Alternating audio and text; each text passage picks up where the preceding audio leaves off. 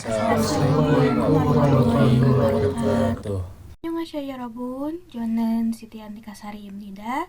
Saya di sini sebagai moderator dari kelompok di ABI 3 dan sebagai kelompok, saya di sini tidak sendiri, pastinya ada rekan-rekan saya yang akan membantu untuk menjelaskan slide per slide dari materinya. Baik, untuk bagian pertama di sini ada rekan saya M. Hibanubil Manan. Kepada Hiban, saya langsung saja persilakan untuk menjelaskan. Halo, perkenalkan nama saya M. Hiban HM dengan nomor induk mahasiswa 209230082. Di sini saya akan menjelaskan materi pertama yaitu tentang earn atau NG, yang dimana menunjukkan beberapa banyak atau lama waktu yang telah berlalu sejak suatu situasi atau aktivitas terjadi. Nah, biasanya digabung dengan beberapa partikel yaitu doda atau artinya sudah, neomda itu sudah lebih, dan juga andoda yaitu artinya belum sampai. Nah, di sini lalu ada aturan penulisannya, yaitu ada kata kerja enji. Kata kerja memiliki konsonan akhir atau yang disebut bacim. Lalu kata kerja enji yaitu kata kerja tidak memiliki konsonan akhir atau bacim. Nah, di sini ada 3 contoh, yaitu contoh yang pertama, Jonen I Hosaseo Ilhan Jisip Nyon Dweseo, yang dimana artinya yaitu saya bekerja di perusahaan ini sudah 10 tahun. Nah, kalau kita mau bilang sudah berapa lama bekerja, kita pakai ilhanji. Lalu kalau kita mau tambahkan waktu, misalnya 10 tahun, lalu tambahkan saja Dweseo untuk bilang itu sudah. Nah, lalu kita masuk ke contoh yang kedua, yaitu ada Jonen I Hoseo Ilhan Jisip Nyon Nomus Seo, yang dimana artinya itu saya bekerja di perusahaan ini sudah lebih dari 10 tahun. Nah, kalau waktunya sudah lebih dari itu, misalnya lebih dari 10 tahun, kita tambahkan saja Nomus Seo, yaitu setelah waktunya. Nah, lalu kita memasuki contoh yang ketiga, yaitu Jonen Ihosaseo Ilhan Jisip Nyon Andweseo, yang dimana artinya yaitu saya bekerja di perusahaan ini belum 10 tahun. Nah, kalau kita mau bilang belum sampai 10 tahun, kita tambahkan Andweseo. Ini berarti waktunya masih kurang dari itu gitu. Saya ucapkan terima kasih kepada Saudara Iban yang telah memaparkan materi sebelumnya. Yang selanjutnya pemaparan materi kedua dari Agung Febrian. Kepada Agung langsung saja saya persilakan. Jadi di sini saya akan mempresentasikan slide berikutnya. Di sini ada tata bahasa yang artinya nende, ende, ende, memiliki beberapa fungsi tergantung pada konteks kalimatnya. Namun secara umum fungsinya adalah sebagai berikut: memberikan latar belakang atau konteks bagian kalimat yang sering kali memberikan informasi awal atau situasi yang mengarah pada klausa berikutnya.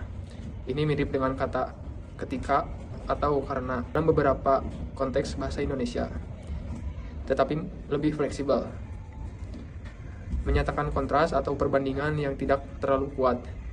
Bisa juga digunakan untuk menunjukkan perbedaan atau perbandingan antara dua hal, tetapi tidak sekuat konjungsi yang secara eksplisit menyatakan perbandingan. Membuat pertanyaan atau pernyataan menjadi lebih halus atau tidak langsung. Dalam beberapa kasus, akhiran ini dapat melembutkan nada bicara. Cara membaca romanisasi dan penghafalan kasar. Berikut adalah cara membaca contoh-contoh kalimat yang diberikan. Romanisasi: Seoul, Eun, Palwol, I, Jail, Demde, Tokyo, Neun, Eunje, Jail, Dewoyo, yang artinya Seoul paling panas di bulan Agustus. Kalau Tokyo, kapan paling panas? Selanjutnya ada romanisasi: Jeneun, Yeremel, Johanende, Misen, Sinen, Eune, Yejereul, Joahayo, yang artinya saya suka musim panas. Kalau Nona Misen suka musim apa? Romanisasi berikutnya: Uri, Hosenen, Wolgebi,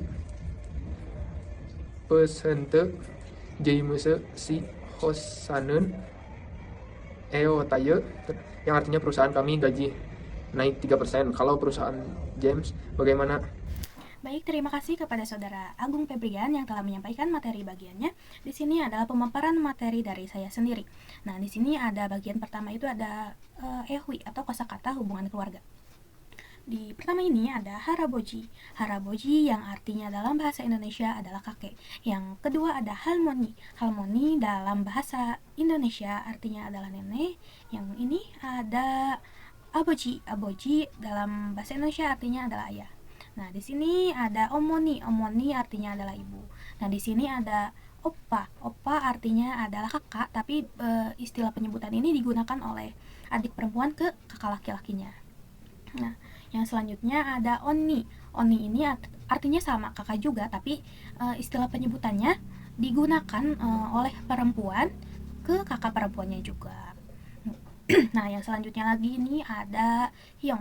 Hyong ini artinya adalah kakak, tapi ini itu digunakan oleh adik laki-lakinya untuk memanggil kakak laki-lakinya. Nah, yang selanjutnya ini juga ada nuna. Nuna ini sama, artinya juga kakak, tapi istilah ini digunakan buat adik laki-laki menyebut ke kakak perempuannya. Nah, ini di sini yang terakhir ada dongseng. Dongseng ini artinya adalah adik. Penyebutan adik ini bisa ke adik perempuan atau ke adik laki-laki. Jadi kalau penyebutan adik ini emang sama gitu, tapi untuk penyebutan adik ke kakak itu beda-beda begitu. Masuk ke bagian kedua, di sini ada ehwi kosakata lanjutan. Tabel kedua melanjutkan kosakata yang berkaitan dengan hubungan keluarga dengan beberapa istilah yang lebih jauh atau melalui jalur pernikahan. Nah, di sini ada pertama itu ada gomo. Gomo artinya adalah bibi, saudara perempuan ayah. Yang selanjutnya ada imo, artinya adalah bibi tapi saudara perempuan ibu. Nah, di sini ada sachon hyongsu. Sachon hyongsu itu artinya adalah istri kakak sepupu laki-laki. Yang selanjutnya di sini ada sachon. Sachon dongseng yang artinya adalah adik sepupu. Di sini lagi ada bawahnya hyongsu. Hyongsu itu artinya adalah kakak ipar, istri kakak laki-laki. Nah, yang di sini lagi ada hyongbu. Hyongbu artinya adalah kakak ipar suami kakak perempuan. Nah, di sisi kanan tabel ini terdapat istilah seperti oharaboji yang artinya kakek dari pihak ibu dan ohalmoni yang berarti nenek dari pihak ibu. Teman-teman. Baik, di bagian ketiganya ini ada penggunaan ayojida menjadi atau digunakan kepada kata sifat. Bagian ini menjelaskan tata bahasa Korea yang digunakan untuk menyatakan perubahan kondisi atau keadaan yang dibentuk dengan menambahkan akhiran ayojida pada kata sifat. Nah, di sini saya tidak akan menyebutkan semuanya. Nah, di sini akan menyebutkan beberapa saja dari contoh di sini. Yang pertama ada cupda, bentuk dasar kata sifat yang berarti dingin. Nah, di sini menjadi cuwojida, bentuk semi formalnya adalah cuwojiyo yang berarti menjadi dingin. Nah, di sini ada bentuk dari deokda, bentuk dasar kata sifat yang berarti panas. Nah, di sini ada deojida, bentuk semi formalnya adalah deowojo yang berarti menjadi panas. Nah, di sini juga ada sada, bentuk dasar kata sifat yang berarti murah. Menjadi sajida, bentuk semi formalnya adalah sajil goyeyo yang berarti menjadi murah. Nah, terus itu untuk bagian ketiga. Untuk bagian keempatnya ini ada contoh kalimat. Bagian terakhir ini memberikan contoh kalimat yang menggunakan pola ayojida. Di sini ada saya menggunakan contoh kalimat itu undongol mani hamyon gonhang gyonggang hajil goyeyo, artinya adalah kalau banyak berolahraga akan menjadi sehat. Mungkin sekian pemaparan dari saya lanjutkan ke pemaparan selanjutnya, ke pemaparan slide berikutnya yang akan dijelaskan oleh saudari Ajahra Salsabila.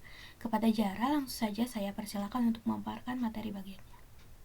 Terima kasih kepada moderator telah mengizinkan saya untuk berbicara.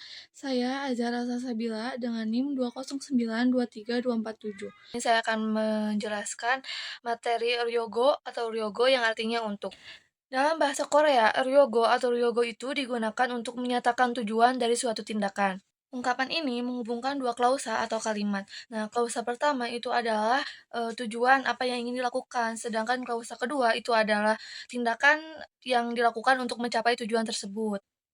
Nah, di sini ada aturan penulisannya. Yang pertama ada ryogo yang digunakan jika kata kerja memiliki bacim atau akhirannya konsonan.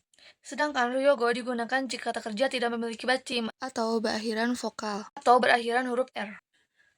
Nah, di sini ada 3 contoh. Yang pertama, datang ke Korea untuk belajar bahasa Korea.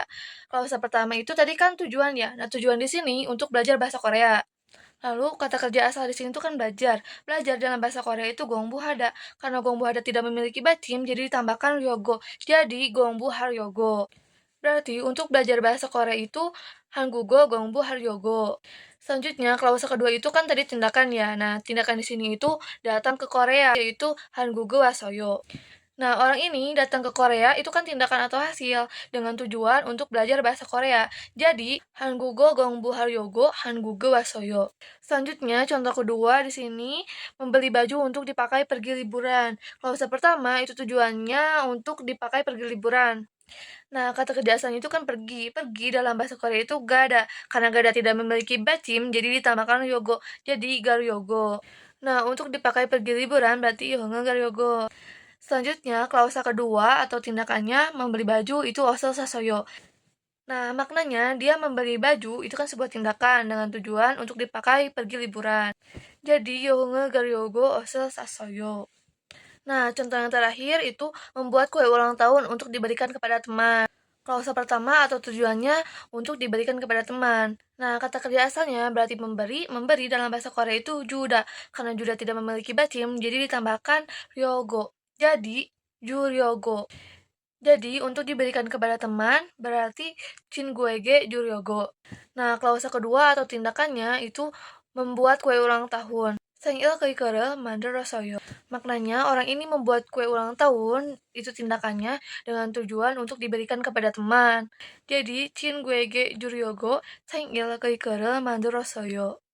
Sekian dari saya kembalikan kepada moderator. Terima kasih. Ke pemaparan materi selanjutnya yang akan dijelaskan oleh saudara Erwin Indrawan. Kepada Erwin, langsung saja saya persilakan.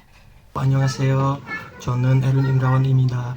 Nah, jadi di sini saya akan melanjutkan materi lanjutan yaitu mengenai munbok A atau ohada. A ohada adalah pola tata bahasa dalam bahasa Korea yang digunakan untuk mengungkapkan perasaan, emosi, dan kondisi orang ketiga. A ohada ditulis bersama dengan kata sifat dan kata kerja bentuk kalimat semi formal. Untuk kosakata dengan akhiran hada berlaku umum, artinya tidak mengalami perubahan bentuk saat digunakan oleh orang ketiga. Karena dalam bahasa Korea, kata sifat tidak langsung digunakan untuk menyatakan perasaan orang ketiga, maka perlu diubah menjadi bentuk a ohada. Lalu untuk contohnya yang pertama ada 저는 한국에 가고 싶어요. Saya ingin pergi ke Korea. Menjadi James 씨는 한국에 가고 싶어요. James ingin pergi ke Korea. Lalu ada 저는 커피를 좋아해요. Saya suka kopi. Menjadi 아유 씨가 커피를 좋아해요. Saya suka kopi. Yang ketiga ada 일 때문에 너무 힘들어요. Karena pekerjaan sangat melelahkan. Menjadi Maria 씨가 일 때문에 힘들어요. Ibu Maria sedang mengalami masa sulit karena pekerjaan. Lalu yang keempat, 어제 많이 슬펐어요. Kemarin saya sangat sedih. Menjadi 아이 씨가 어제 많이 슬펐어요. Ai sangat sedih kemarin. Di mana perubahan bentuk dengan menambahkan a atau ohada pada kata sifat, bentuk kalimat berubah menjadi mengekspresikan perasaan orang ketiga tanpa mengubah arti kata sifatnya. Lalu untuk kesimpulannya, pembacaan dan arti kalimat menunjukkan kata sifat dalam konteks yang berbeda. Penggunaan a ohada memungkinkan ekspresi yang lebih formal dan berbicara tentang perasaan yang lain. Terima kasih, kamsahamnida. Baik, terima kasih Erwin. Untuk materi terakhir nih, ada penjelasan dari rekan saya, Saudari Rizkia Choyrunisa. Kepada Rizkia, saya persilakan. Baik, terima kasih. Perkenalkan, saya Rizky Indonesia dengan NIM 209232343. Saya akan menjelaskan materi mengenai penggunaan kata getgunyo. Kata getgunyo merupakan ekspresi yang digunakan untuk memprediksi perasaan orang lain atau situasi yang akan terjadi setelah mendengar cerita. Dalam bahasa Indonesia, maknanya mirip dengan ungkapan pasti akan atau pasti ya. Misalnya ketika teman bilang dia sudah lari pagi, kita bisa menduga bahwa dia pasti lelah. Pola kalimat penggunaan kata getgunyo ini adalah subjek plus kata kerja atau kata sifat plus getgunyo. Misalnya kita mau bilang pasti lelah ya. Kita tinggal cari bahasa Koreanya lelah itu apa, lalu ditambahkan getgunyo. Bahasa Koreanya lelah itu bigonhada, da-nya kita hilangkan, plus getgunyo. Jadi bigonha getgunyo, yang artinya pasti lelah ya. Lalu contoh selanjutnya ada di slide, itu ada 3 dialog. Dialog pertama itu A bilang, Ibon jumale dongseng gyolhansi kisoyo, yang artinya pernikahan saudara laki-laki saya akhir pekan ini. Lalu dia menjawab, cincok dari modu moi getgunyo. Nah, yang B bilang ini merupakan contoh penggunaan kata getgunyo. Cincok dari modu di sini sebagai subjek yang artinya semua kerabat. Moi di sini yang asal katanya itu muida yang artinya berkumpul. Getgunyo di sini artinya pasti akan. Jadi cincok dari modu moi getgunyo artinya semua kerabat pasti akan berkumpul. Lalu contoh dialog kedua itu A bilang oje godeng hagyo dongchang moimi soyo, yang artinya saya menghadiri reuni sekolah menengah kemarin. Lalu B menjawab ban gaun saram delen mani mana getgunyo. Nah, yang B bilang juga merupakan penggunaan kata getgunyo. Ban gaun di sini artinya orang yang artinya baik atau menyenangkan. Saram delmani itu orang-orang baik. Mana di sini artinya bertemu. Getgunyo di sini artinya pasti. Jadi ban gaun saram delmani mana getgunyo artinya kamu pasti bertemu banyak orang baik. Lalu contoh dialog ketiga itu ada A bilang Aji jom simul motmoe soyo, yang artinya saya belum makan siang. Lalu B menjawab bega gope getgunyo. Nah, yang B bilang juga merupakan contoh kata penggunaan getgunyo.